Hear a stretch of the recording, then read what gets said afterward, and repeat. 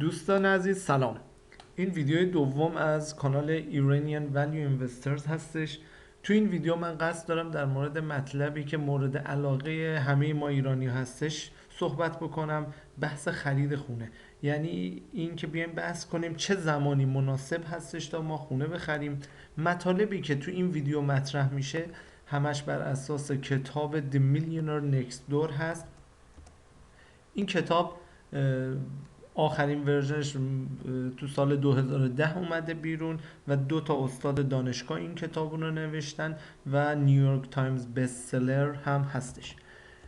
یه نکته مهمی که تو این کتاب مطرح میشه اینه که اگه شما قصد دارید خونه بخرید و به خونه به چشم یک سرمایه گذاری نگاه میکنید، وام یا همون مورگیجی که میگیرید نباید از 2 برابر درآمد خانوارتون بعد از البته پرداخت مالیات بیشتر باشه. حالا واسه اینکه این مطلب رو بیشتر واسهتون توضیح بدم میام از یه سری اعداد و ارقام استفاده میکنم. به عنوان مثال فرض کنید که درآمد خانوار شما بعد از پرداخت مالیات $80,000 در سال هستش. بنابراین این قانون میگه که شما نباید مورگیجی بیش از $160,000 داشته باشید. به عنوان مثال فرض کنید که شما میخواید یه خونه‌ای بخرید که قیمتش $300,000 و شما داون پیمنت $50,000 میخواید واسش پرداخت کنید. بنابراین مبلغ مورگیج شما $250,000 که بیشتر از این $160,000 هستش. بنابراین این اصلا سرمایه گذاری مناسبی نیست. حالا چی کار باید بکنیم؟ 2 راه وجود داره. یا اینکه بیاید خونه ای رو بخرید که قیمتش پایین تره، به عنوان مثال خونه ای بخرید که قیمتش $200,000 هستش، با همین مقدار داون پیمنت یعنی $50,000 مبلغ مورگیج شما میشه چی؟ $150,000. بنابراین چون کمتر از $160,000 هستش، پس این سرمایه گذاری منطقی و سودآوری هستش. حالا یه راه حل دیگه هم اینه که شما بیاید مبلغ داون پیمنت رو بالا ببرید. فرض کنید که شما میخواید همون خونه با قیمت $300,000 رو بخرید.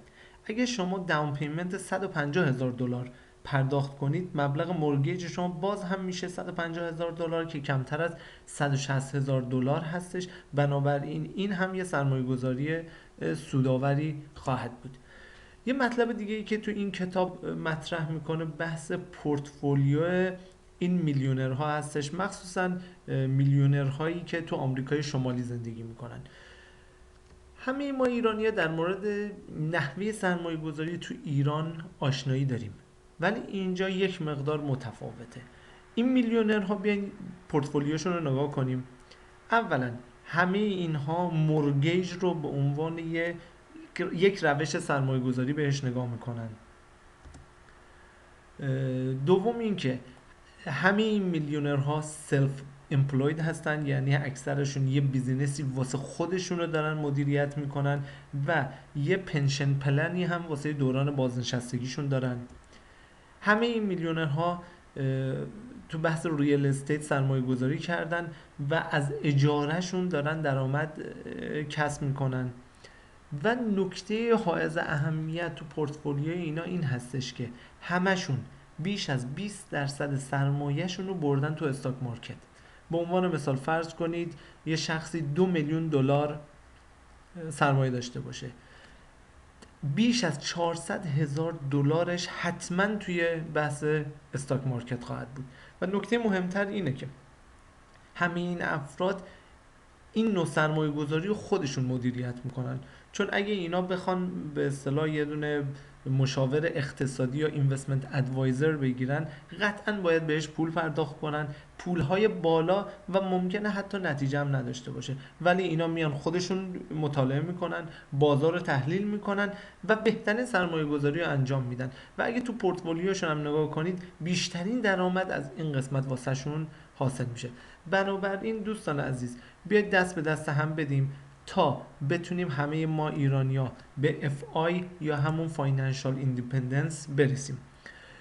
واسه ارتباط با ما شما میتونید به ایمیل reachideallife@gmail.com ایمیل بزنید به ما و سوالاتتون رو بپرسید یا اینکه نظراتتون رو بیان بکنید. بنابراین ما تا جایی که امکانش باشه به این سوالات جواب خواهیم داد. پس تا ویدیوی بعدی، خدا نگهدار.